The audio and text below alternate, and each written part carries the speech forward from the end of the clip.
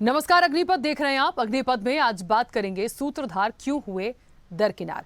5 राज्यों में हुए विधानसभा चुनाव में बीजेपी ने मध्य प्रदेश, छत्तीसगढ़, राजस्थान में विजय पताका फहराकर यह साबित कर दिया कि मत पड़ो चक्कर में कोई नहीं है टक्कर में। लेकिन जिस तरह से दिग्गजों को दरकिनार किया गया उससे कई सवाल खड़े हो रहे हैं। तीनों राज्यों के पूर्व सीएम जो कभी अपने राज्यों के हीरो थे, आज उन्हें साइडलाइन किया गया है। शिवराज को मध्य प्रदेश से सीधे दक्षिण भेज दिया गया, तो वहीं कमलनाथ भी इस्तीफा देकर आराम फरमा रहे हैं। यही हाल छत्तीसगढ़ और राजस्थान का भी है। डॉक्टर रमन सिंह को विधानसभा अध्यक्ष की कुर्सी देकर बैठा दिया गया, तो भूपेश बघेल के पास सिवाय विपक्ष की भूमिका निभाने के अलावा कुछ नहीं बचा। ऐसे में राजस्थान में वसुंधरा लाख कोशिशों के बाद भी सीएम की कुर्सी नहीं पा सकी और अशोक गहलोत को अब समझ नहीं आ रहा कि करना क्या है।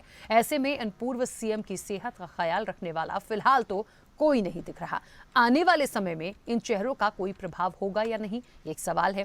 जिन चेहरों को वर्तमान में सीएम की कुर्सी दी गई है, उनका इन दिग्गजों से तालमेल और उनका जनाधार कैसा होगा, ये भी बड़ा सवाल है कि किस तरीके से इसकी जमावट ये करेंगे और क्या काम कर पाएंगे। क्योंकि एक तरफ जो पूर्व सीएम है उनका अपना नेतृत्व, उनकी अपनी एक छवि, और दूसरी तरफ जिन लोगों को नई जिम्मेदारी अभी दी गई है वो इनके साथ कैसे काम करेंगे। तो मुझे लगता है कि कई ऐसे बड़े सवाल हैं। इसी पर आज हम चर्चा को भी आगे बढ़ाएंगे। हमारे साथ मेहमान अब से कुछ देर में जुड़ेंगे, लेकिन आपको बता दें कि वाकई में 24 में क्या इन लोगों को, इन दिग्गजों को कोई मौका मिलेगा? कहा जा सकता है कोई बड़ी जिम्मेदारी है, या माना जाए कि बिल्कुल साइडलाइन किया गया है? मैदानी चौका इसलिए कहा जा सकता है कि बिल्कुल मैदान से बाहर ही है, या कहीं कहीं थोड़ी बहुत एंट्री दिखेगी? क्योंकि निश्चित तौर पर जिस तरह से इलेक्शन हुआ, जिस तरह से इलेक्शन के बाद सीएम फेस की बात हुई, नेतृत्व की बात हुई, उसमें इन चेहरों का फिलहाल अब कोई ऐसा नाम सामने नहीं आ रहा है कि कोई ऐसी बड़ी जिम्मेदारी दी गई हो।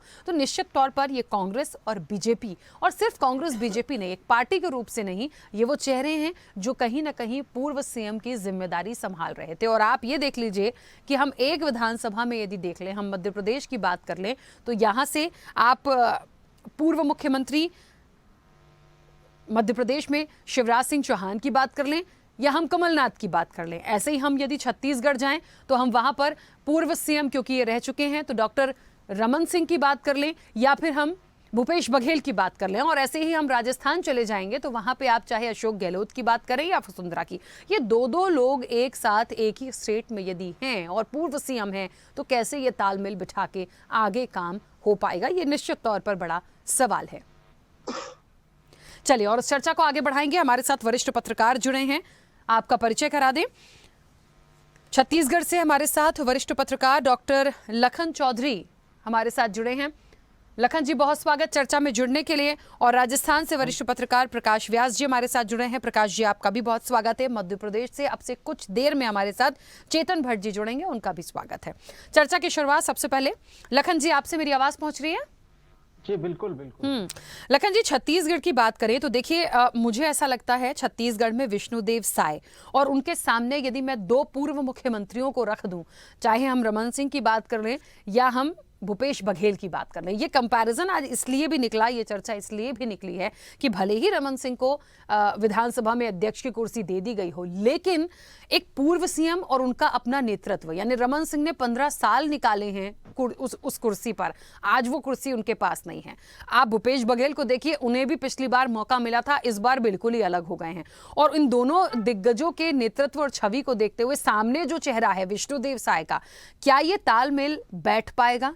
क्या बैठेगा तो वो जमावट उस तरह से हो पाएगी? और इसके बाद भी 24 का इलेक्शन है, तो ये जो दिन पूर्व सीएम की मैं बात कर रही हूं, ये बिल्कुल अलग ही होंगे, या इनके लिए कोई एक कहते हैं ना कि कोई बड़ी जिम्मेदारी इनको दिखेगी? निश्चित तौर पर देखिए, आप जो कह रही हैं वो सही बात है। इसके लिए लेकिन देखिए कि भूपेश बघेल जी को अभी जो इंडिया का जो अलायंस है उसमें जो कमेटी बनाई गई है, अलायंस कमेटी, उसमें स्थान मिला है। गहलोत जी के साथ भूपेश बघेल को स्थान मिला है। तो कहीं ना कहीं अब मुझे लगता है कि भूपेश बघेल को कांग्रेस राष्ट्रीय राजनीति में उपयोग करना चाहती है, और उनकी भूमिका फिलहाल तो लोकसभा चुनाव में है ही कि लोकसभा चुनाव में उनका किस तरह से उपयोग करती है। लेकिन मुझे लगता है कि आने वाले समय में राष्ट्रीय राजनीति में भूपेश बघेल की भूमिका अधिक बढ़ जाती है। और राज्य में चूंकि अब विपक्ष के नेता भी चरणदास महंत बन गए हैं, बना दिए गए हैं, तो इसलिए अब राज्य में उनकी बहुत बड़ी भूमिका लोकसभा चुनाव के बाद नहीं रह जाएगी। तो तो ये सवाल वाकई में जायज है कि भूपेश बघेल को जो है राष्ट्रीय स्तर पर किस तरह से उनको जो है एडजस्ट करके कांग्रेस जो है लेती है। देखिए, रमन सिंह जी के बारे में ये कहा जा रहा था कि गवर्नर बनाने के लिए उनके पास पहले से ही ऑफर था गवर्नर का, लेकिन वो जाना नहीं चाहते, राज्य की राजनीति में ही रहना चाहते हैं। बहरहाल इसलिए जो है वो उन्होंने गवर्नर बनने की बजाय स्पीकर बन के राज्य में रहना पसंद किया है, और ये उनकी पसंद है, ऐसा कहा जाता है और माना जाता है। तो हो सकता है कि आने वाले दिनों में लोकसभा चुनाव के बाद, देखिए लोकसभा चुनाव तक तो मुझे लगता है कि चाहे वो रमन सिंह हो चाहे भूपेश बघेल हो, राज्य में ही रहेंगे, क्योंकि इनकी जरूरत लोकसभा चुनाव के समय राज्य की राजनीति में अधिक महसूस करती है पार्टियां भी और यहाँ के लोग भी, क्योंकि रमन सिंह जी की भी छवि का लाभ अभी चुनाव में भाजपा को मिला है, और भाजपा को जो इतना बड़ा बहुमत या जनमत मिला है उसमें रमन सिंह जी की बड़ी भूमिका है। जहां तक रही बात विष्णुदेव साय की, तो ये जग जाहिर है कि विष्णुदेव साय रमन सिंह के खास चेहरे हैं, और रमन सिंह के जो है अनुमोदन पर ही विष्णुदेव साय को सीएम बनाया गया है। तो इसलिए मुझे लगता है कि दोनों के बीच में ट्यूनिंग अच्छी है। पहले से भी उनको जब विष्णुदेव साय को अध्यक्ष बनाया गया था, इसके पहले केंद्र में भेजा गया था, तब भी उस समय रमन सिंह की ही भूमिका थी, और रमन सिंह जी के ही अनुमोदन से उनको राष्ट्रीय राजनीति में जो है इतना तवज्जो मिला था। तो मुझे लगता है कि लोकसभा चुनाव तक इनकी जो दोनों पूर्व मुख्यमंत्रियों की भूमिका जो है राज्य में रहेगी, और राज्य में रहनी भी चाहिए, क्योंकि देखिए भूपेश बघेल भले ही चुनाव हार गए हैं, लेकिन ग्रामीण क्षेत्रों में खास करके इनके जो है भूपेश का जो भरोसा है वो कायम है, और उनकी जो नीतियां हैं खास करके ग्रामीण अर्थव्यवस्था को लेकर किसानों के बीच में उनकी लोकप्रियता आज भी है, जिसको कांग्रेस लोकसभा में भुना सकती है। बिल्कुल। अच्छा, एक बात और है जो कहते हैं ना कि भले ही रमन सिंह ने उनको प्रमोट किया हो या उनके लिए बात रखी हो, लेकिन एक थोड़ा सा हम कंपेयर करके देखें, देखिए ये राजनीति है, अंदरूनी रूप से उनका दिल दुखा कि नहीं दुखा शायद वो ना कह पा रहे हो, लेकिन कभी 15 साल जिस चीज को संभाला और इस बार भी रेस में नंबर 1 थे, लेकिन अनफॉर्चुनेटली कह लीजिए कि अब किसी और को मजबूरी हो गई शायद उनकी वो नाम आगे बढ़ाना, या कह दिया गया होगा नहीं कर, वो पीड़ा जो अंदर लेके बैठे हैं ना वो उस कुर्सी पर, शायद वो बोल नहीं पाएंगे क्योंकि अंदर से चीजें तो चलती। नहीं, देखिए ऐसा नहीं है कि 15 साल तक देखिए पार्टी ने उनको महत्व दिया, और वो भी ऐसे राज्य में जहां पर आदिवासी जो बाहुल्य राज्य है, एक आदिवासी राज्य के रूप में छत्तीसगढ़ को जाना माना पहचाना जाता है। तो मुझे लगता है कि 15 साल बहुत है उनके लिए, और इस बार भले ही उनको आगे करके जो है पार्टी ने चुनाव प्रचार किया और चुनाव में भी उनको तवज्जो दिया, लेकिन ये जो निर्णय है पार्टी का कि एक आदिवासी चेहरे को आगे लाया जाए, ये सही चेहरा है। और रमन सिंह जी के चेहरे को यदि फिर से लाया जाता, तो देखिए एक तो सामान्य वर्ग से रमन सिंह आते हैं, 15 साल का कार्यकाल वैसे भी उनको मिल चुका है, उनके लड़के को लेकर भी पिछले कार्यकालों में कई सवाल उठते रहे हैं। तो मुझे लगता है कि ये पार्टी का सही निर्णय है, और रमन सिंह जी भी मुझे लगता है कि इस चीज से पहले से वाकिफ थे। बिल्कुल, चलिए ठीक है। प्रकाश जी, मेरी आवाज पहुंच रही है? प्रकाश जी, मैं यहाँ तो मुझे लगता है राजस्थान के लिए सबसे बड़ा सवाल ये होगा, क्योंकि वसुंधरा जी का जहाँ तक एक जनाधार रहा, या वो पूर्व मुख्यमंत्री वहाँ की रहीं, अशोक गहलोत जिस तरीके से आए सरकार में, उनका जो काम रहा, वहाँ का देखिए मिजाज जो भी कहता हो, लेकिन इन दो चेहरों के सामने मैं यदि भजन लाल शर्मा का नाम लूँ और एक तालमेल बिठा के काम करने की बात करूं, तो क्या ये संभव होता दिखता है? अब उसके पीछे कुछ भी चल रहा हो, लेकिन क्या 24 के लिए वसुंधरा जी, या हम कांग्रेस से इधर बात करें अशोक गहलोत, क्या कोई इनका वर्चस्व दिखता है, या जो साइडलाइन की बात हो रही है वो साइड ही रहेंगे? राखी जी, आपने जो दो नाम बताए, वसुंधरा पूर्व मुख्यमंत्री वसुंधरा राजे और अशोक गहलोत, ये दोनों ही सबसे लोकप्रिय नेताओं में से एक है राजस्थान के। यदि हाल के वर्षों की बात करते हैं, दो से बड़ा कोई चेहरा राजस्थान में राजनीति के नेतृत्व में हमें नहीं दिखता है। अब वसुंधरा जी ने काफी कोशिश करी, लेकिन हाईकमान के सामने जो भी दांवपेच उन्होंने चले वो सब फेल होते रहे, और तीनों स्टेट में एक नए चेहरे की तलाश थी बीजेपी को, और बीजेपी ने वैसे ही चौंकाने वाले फैसले किए। वसुंधरा जी ने भी कहीं ना कहीं मन महसूस के इसको स्वीकार किया है, और केंद्रीय राजनीति की भूमिका में वसुंधरा जी जाएगी ऐसा मुझे संदेह है। और वही बात गहलोत जी पे भी लागू होती है। यदि उनको जाना होता तो उस समय उनको ऑफर था राष्ट्रीय अध्यक्ष के लिए, लेकिन वो गए नहीं और उन्होंने यहाँ रहकर ही मुख्यमंत्री के पद को संभाला और चुनाव लड़े। तो अभी भी लोकसभा के लिए वो तैयार हो ऐसी स्थिति नहीं है। लेकिन जो जैसे सर ने बताया कि जो गठबंधन बना हुआ है इंडी अलायंस का, जिसमें गहलोत जी को भी शामिल किया है कमेटी के अंदर, तो उनकी भूमिका एक ऐसे राजनीतिक रूप व्यक्ति के रूप में होगी जो बाकी और पार्टियों के गठबंधन के साथ जो कम्युनिकेशन कर सके, कन्वे के तौर पे सबको एकजुट कर सके, लोकसभा में विपक्ष के रूप में सबको एक शक्तिशाली विपक्ष के रूप में खड़ा कर सके, ताकि बीजेपी से और मोदी जी से 2024 में जो लोकसभा चुनाव है दो दो हाथ किया जा सके। तो अभी फिलहाल 2-3 महीने में कोई महत्वपूर्ण भूमिका दोनों चेहरों को लेके मुझे नहीं दिखाई देती। वसुंधरा जी जो है वो लोकसभा में नहीं जाएगी, ये निश्चित है। जी राखी जी।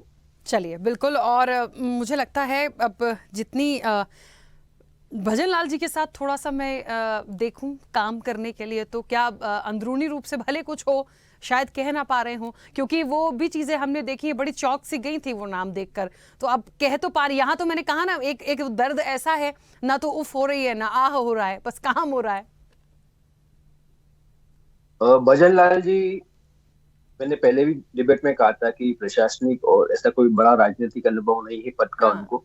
वो पहली बार जो है वो विधायक के रूप में चुने गए और किस्मत वाले हैं कि जन्मदिन के दिन उन्होंने शपथ ग्रहण में एक मुख्यमंत्री के रूप में शपथ ग्रहण करी। जो करोड़ों लाखों लोगों में इस तरह का अवसर मिलता है वो भाग्यशाली है।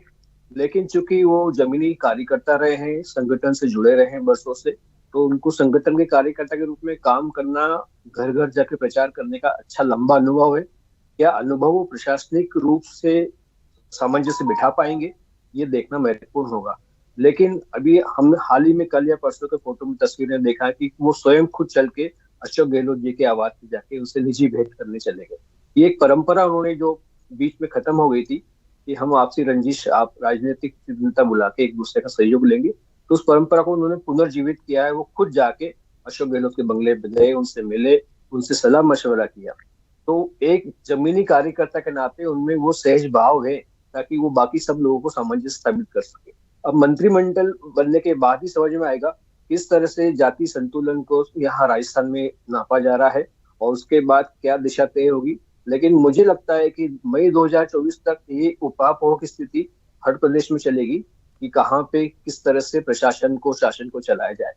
2024 में लोकसभा चुनाव होने के बाद ही स्थिति स्पष्ट हो पाएगी राखी जी। बिल्कुल सही है। चलिए चेतन जी, मेरी आवाज पहुंच रही है? हाँ, हेलो। हाँ चेतन जी, हम यहाँ के दो पूर्व मुख्यमंत्रियों की बात कर लें। मुझे लगता है मुख्य रूप से शिवराज सिंह चौहान और कमलनाथ का मैं जिक्र करूंगी। दिग्विजय सिंह तो खैर बहुत वक्त हो चुका है, इसलिए उनका नाम मैं फिलहाल नहीं ले रही हूँ, लेकिन जिस तरह से कांग्रेस में एक बदलाव हो गया है, तो अब मुझे लगता है बिल्कुल साइडलाइन ही हम मान लें उनको। लेकिन क्योंकि पूर्व मुख्यमंत्रियों की बात हो रही है जो हाल ही के हैं, इन दो चेहरों में शिवराज जी की स्थिति इस वक्त क्या हो रही है, कमलनाथ जी का क्या हुआ, ये हम बहुत अच्छे से जानते हैं। लेकिन वर्तमान में जो फेस सामने है मध्य प्रदेश में, उनसे तालमेल बिठा के काम करना, या 24 का इलेक्शन है, इन दो चेहरों की कोई मुख्य जिम्मेदारी मिलेगी, या फिर इनको भी माना जाए कि सिर्फ अभी कह दिया है कि थोड़ा सा कुछ दे दिया, बाकी बिल्कुल साइड हो जाइए और धीरे धीरे बिल्कुल मैदान से बाहर हो जाएंगे? तो शिवराज सिंह चौहान को पिछले दिनों जब जगत प्रकाश नड्डा जी ने बुलाया था और उसके बाद जो उन्होंने बयान दिया है, उसमें उन्होंने इशारा कर दिया था कि मुझे संकल्प यात्रा के लिए साउथ भेजा जा रहा है। इसका मतलब है कि उनको मध्य प्रदेश से दूर किया जा रहा है। और उसके पीछे एक कारण ये भी है कि जो व्यक्ति 17 साल तक मुख्यमंत्री रहा हो, उससे जूनियर व्यक्ति अगर मुख्यमंत्री बनता है, मोहन यादव मुख्यमंत्री बनते हैं, तो सत्ता के दो केंद्र हो सकते हैं। क्योंकि जनता में भी शिवराज सिंह चौहान की पकड़ है, अफसरशाही में भी उनकी पकड़ है, और जिन लोगों ने उनके साथ काम किया, इवन मोहन यादव ने भी उनके साथ काम किया, जो दीगर मंत्री थे उन्होंने भी उनके साथ काम किया है, तो कहीं ना कहीं मीडिया भी उनको बहुत प्रमुखता से प्रचारित करता है। और मुझे लगता है कि अगर कोई भी बात होगी मध्य प्रदेश में, कोई भी नई योजना बनेगी या नई नीति बनेगी, तो उसके बारे में मीडिया निश्चित तौर पर शिवराज सिंह से बात करेगी। और शिवराज सिंह जी चौहान ने जिस तरह से पिछले जो अपने आप को एक लोकप्रिय व्यक्ति के रूप में प्रदर्शित किया, लोगों से मिले और लाडली बहना उनसे जा के लिपट के रो रही थी, तो वो संदेश दे रहे थे एक ऊपर कि मेरी लोकप्रियता कम नहीं हुई है और मुझे इग्नोर करना ठीक नहीं होगा। और इसमें भी कोई संदेह की बात नहीं है कि जो प्रचंड बहुमत भारतीय जनता पार्टी को मध्य प्रदेश में मिला है, उसमें में लाडली बहना का बहुत बड़ा योगदान है। इसको आप स्वीकार करो या न करो, या बहुत से नेताओं ने उसको क्रेडिट भी नहीं दी है, लेकिन राज्यपाल के अभिभाषण में भी आप देखिए कि 25वां बार मोदी जी का नाम लिया गया, लेकिन लाडली बहना का उद्देश्य उसमें उल्लेख नहीं किया गया था। तो ये एक इस तरह की स्ट्रेटेजी भारतीय जनता पार्टी बना रही है कि केंद्र में मध्य प्रदेश में किसी प्रकार का विवाद की स्थिति ना बने और कोई दो सत्ता के केंद्र ना बने, क्योंकि अभी आगामी लोकसभा चुनाव होने वाला है, 2-3 महीने के भीतर हो जाएगा। ऐसा ये कहा जा रहा है कि मार्च अप्रैल में लोकसभा के चुनाव हो जाएंगे, तो उसके पहले किसी प्रकार की विवाद की स्थिति ना बने। मोहन यादव अपनी जो नीतियां रीतियां है वो पूरी तरह से लागू कर सके, मंत्रिमंडल बन जाए, उसके बाद हो सकता है कि शिवराज सिंह चौहान को केंद्र में बुला लिया जाए या उनको संगठन में बहुत बड़ी जिम्मेदारी दी जाए। लेकिन बहरहाल अभी तो उन्होंने निश्चित तौर पे उनको साउथ का जो प्रभार दिया है या उनको भेजा जा रहा है संकल्प यात्रा के लिए, वो जनवरी तक चलेगी संकल्प, तब तक तो मुझे लगता है कि शिवराज सिंह चौहान मध्य प्रदेश से दूर रहेंगे। ये बात अलग है कि उन्होंने कई बार कहा कि मैं दिल्ली नहीं जाऊंगा, मैं मध्य प्रदेश में ही रहूंगा, लेकिन देखिए जब हाईकमान का आदेश होगा तो मुझे लगता नहीं कि कोई भी नेता उसमें किंतु परंतु कर सके या कोई प्रश्नवाचक चिन्ह लगा सके। दूसरी बात रही कमलनाथ की, तो कमलनाथ को तो बहुत दिनों से, लंबे समय से ये मांग की जा रही थी, अंदर ही अंदर दबे शब्दों में ये मांग की जा रही थी कि कमलनाथ हाईकमान की भी नहीं सुन रहे हैं, अपनी मर्जी से काम कर रहे हैं, और उसका प्रतिफल ये हुआ। पिछली बार जो 114 के करीब सीटें आई थी वो घट के 66 हो गई। तो ये हाईकमान को भी लगा कि अब किसी न किसी नई पीढ़ी के हाथ में आपको बागडोर देना पड़ेगी, और उसी के तहत उमंग सिंघा, जीतू पटवारी, हेमंत कटारे, इन युवा नेताओं को कांग्रेस की बागडोर सौंपी गई। लेकिन उनके सामने भी एक बहुत बड़ी चुनौती, क्योंकि उनके पास समय बहुत कम है। आपने देखिए कि 29 में से 28 सीटें भारतीय जनता पार्टी की हैं आज की तारीख में संसद की। उसको अगर 5-10 सीटें भी अगर कांग्रेस ले आती तो मुझे लगता है कि जो इनकी चुनौती है वो कुछ ना कुछ कम हो जाएगी। लेकिन दिक्कत वही है कि चूंकि समय बहुत कम है और नए सिरे से आपको जिंदा करना है पार्टी को, कि देखिए जब हार होती है तो पार्टी में गहन निराशा की भाव उत्पन्न हो जाते हैं। जैसे तैसे इतने लंबे समय बाद एक बार सरकार आई थी, लेकिन कमलनाथ के अड़ियल रवैये के चलते ज्योतिरादित्य सिंधिया भारतीय जनता पार्टी में चले गए और उनकी सरकार चली। अगर वो ये ना कहते कि जाए, वो उनसे कह दीजिए कि सड़क पे उतरना चाहते हैं तो सड़क पे उतर जाए, तो किसी भी इतने बड़े नेता के उस पे एक तो प्रश्न चिन्ह भी लगता है और उनका आहत भी होता है मन के, हम इतने बड़े नेता। जबकि प्रचार समिति के प्रमुख तो वही थे, उनको ये भी कहा गया था कि पीएम बनाया जाएगा, लेकिन जब कमलनाथ ने इस तरह की बात की तो जाहिर सी बात है कि कोई व्यक्ति इसको स्वीकार नहीं करेगा, और उसके कारण उनकी सरकार गिर गई। अगर वो इस तरह की बात, अभी आप देखिए कि उन्होंने कहा था कि जब कोई व्यक्ति शिकायत करने गया तो बोले दिग्विजय सिंह के कपड़े फाड़ो या जयवर्धन सिंह के ऊपर, तो उनकी जो भाषा है वो कहीं ना कहीं पार्टी को दिक्कत दे देती। तो मुझे लगता है कि कमलनाथ को अगर केंद्र में ले जाया जाएगा, दिग्विजय सिंह को भी अगर प्रदेश से बाहर कर दिया जाएगा, दूसरी संगठन में जिम्मेदारी दे दी जाएगी अगर दिल्ली में, तो मुझे लगता है कि भारतीय जो कांग्रेस है वो निश्चित तौर पे एक बार फिर से मध्य प्रदेश में जिंदा हो सकती है, क्योंकि नए लोगों के हाथ में है। ये बात जरूर है कि अभी जीतू पटवारी को समझने में समय लगेगा, और तब तक हो सकता है कि लोकसभा के भी चुनाव हो जाए, और लोकसभा में भी किन लोगों को टिकट दी जाए ये भी हाईकमान को सोचना होगा। उन्हीं बूढ़े थके हुए लोगों को अगर आप टिकट दोगे तो जो हश्र अभी विधानसभा में हुआ वही हश्र आपका लोकसभा में। बिल्कुल, यानी कहीं ना कहीं ये एक वाकई बड़ा सवाल है कि आखिरकार अभी, अच्छा इनको ये भी है कि चाहे कमलनाथ हो या दिग्विजय सिंह हो, आप यदि मध्य प्रदेश से बाहर भी करते हैं तो आप दिल्ली में भी रख के, संगठन में भी रख के, आप कहाँ कौन सी जिम्मेदारी दे पाएंगे, ये भी बड़ा सवाल है। जैसे कि आपने कहा लोकसभा की टिकट के लिए वो संभावना ही नहीं है, उनको कहीं ना कहीं आप उनको समझाएंगे, मना भी नहीं कर सकते। देखिए एक मजबूरी हो सकती है बिल्कुल राहुल गांधी की भी निश्चित तौर पर, क्योंकि कमलनाथ जी का जो एक उम्र है, जो उनका अनुभव है, जो और वो जब से जुड़े हुए हैं, मुझे लगता है उनसे शायद वो इस तरह से कह भी नहीं पाएंगे। तो कहते हैं ना कि चीजों को धीरे धीरे इंप्लीमेंट करने की कोशिश है, यानी हम कहें कि एक तरह से बिल्कुल साइडलाइन ही है फिलहाल, तो ये गलत तो नहीं होगा कहना, चैतन्य जी? देखिए फिलहाल तो निश्चित तौर पे साइडलाइन कर दिए गए हैं, क्योंकि अभी तो उनको कोई ऐसी जिम्मेदारी दी नहीं गई है। हाँ। लोकसभा का चुनाव, विधानसभा से आपको इस्तीफा देके लोकसभा का चुनाव लड़ना पड़ेगा, या लोकसभा का चुनाव अगर आप जीत जाते तो आपको विधानसभा से इस्तीफा देना पड़ेगा। तो अभी बहुत ऊहापोह की स्थिति है, कांग्रेस में भी अभी ऊहापोह की स्थिति है।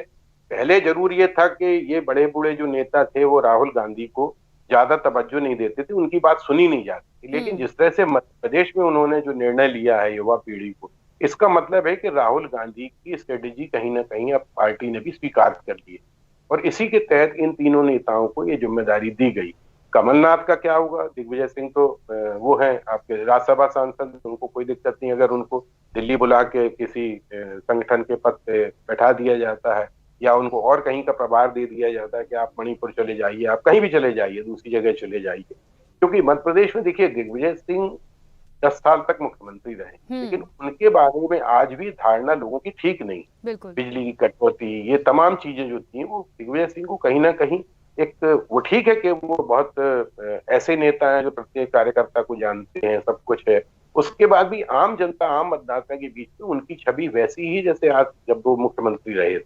तो उनको भी किनारे करना जरूरी था पार्टी के लिए, और कमलनाथ चूंकि बहुत अपने मन माने निर्णय ले रहे थे, उनको भी किनारे करना जरूरी था। मुझे लगता है कि दोनों नेताओं के बारे में हाईकमान को सोचेगा और उसके बाद फिर निर्णय हुआ जाए। बिल्कुल, चलिए, और इसी के साथ समय भी हो गया है। आप सभी मेहमानों का बहुत शुक्रिया इस चर्चा में जुड़ने के लिए। वाकई में देखिए, सूत्रधार क्यों हुए दरकिनार, ये सवाल तो है, और निश्चित तौर पर यदि रमन सिंह को जिम्मेदारी दी गई है तो आप भूपेश बघेल को कहा जा रहा है कि जो एक इंडिया अलायंस है, इंडिया गठबंधन जो है, वहां महत्वपूर्ण भूमिका के तौर पर है। लेकिन क्या उस भूमिका से बहुत कुछ मिल पाएगा? ये तो एक छोटा सा काम हो सकता है। जो नेतृत्व इनका था, जो जनाधार इनका था, वो कहीं ना कहीं बिल्कुल साइड में है। तो ऐसे ही अलग अलग जो ये पूर्व मुख्यमंत्री हैं, इनको फिलहाल साइडलाइन किया गया है। थोड़ा बहुत कुछ दे के हो सकता है एक लुभाने की कोशिश हो, लेकिन बहुत बड़ी जिम्मेदारी के रूप में फिलहाल ऐसा कोई व्यक्ति सामने दिख नहीं रहा। तो निश्चित तौर पर ये अब 24 का इलेक्शन पूरी तस्वीर को और साफ कर देगा। चर्चा में इतना ही, दीजिए इजाजत, नमस्कार।